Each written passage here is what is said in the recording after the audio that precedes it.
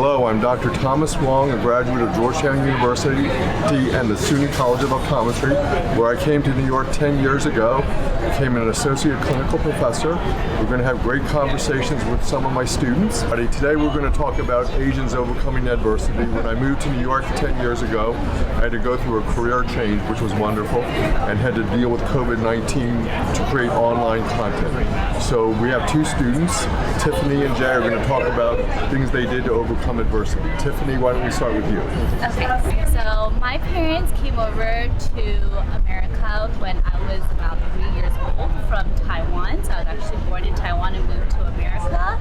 And growing up, it was definitely tough learning English as my second language, especially because I was a really shy kid.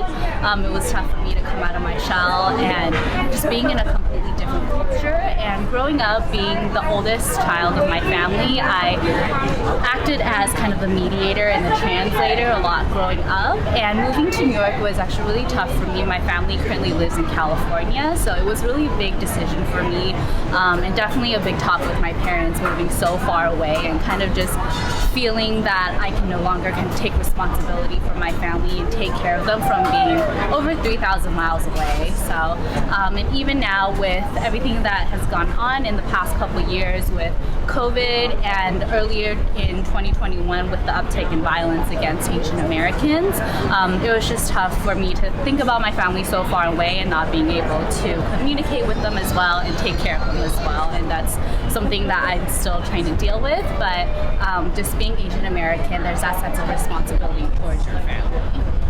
Thank you. Tiffany, you're one of our great SUNY optometry students. And Jay, why don't you tell us about your story? Hi, my name is Jay Kim. I'm a Korean American who came to the United States when I was 6. I didn't know my alphabet. I was so scared of all this new colors of blue eyes and blonde hair. I'd never seen that before. I'm currently a 4th year at the SUNY Optometry program with a year left. So again, I came to the United States at 6 years old with my dad, who got a visa for working for Tyson's Chicken Factory. He actually cut chicken heads off for quite a bit to earn his green card. And ever since then, I've definitely had a lot of microaggressions and things that I never thought about as a child, growing up Asian American and Korean American. I think one of the things I remember the most recently is when I was applying for college. I was a freshman and I met with my guidance counselor. And she was looking at my overall grades and my extracurricular activities, and she looked at me and told me, "I don't know how to tell you this, Jay, but you're gonna have to work a little bit harder than the rest of your kids in class." And I asked her why. She said, "You might want to pick up a couple more extracurricular activities and do things here and there because you're an overrepresented minority." And I didn't quite understand what that meant when I was a 9th grader, and I still don't quite understand what it means now because it's kind of a paradox. Overrepresented minority. You're using the word minority in the sentence, but calling us overrepresented doesn't quite make sense to me. So when I had that conversation with my counselor, I went back to my mom and told her, and she said, "You know, she's right.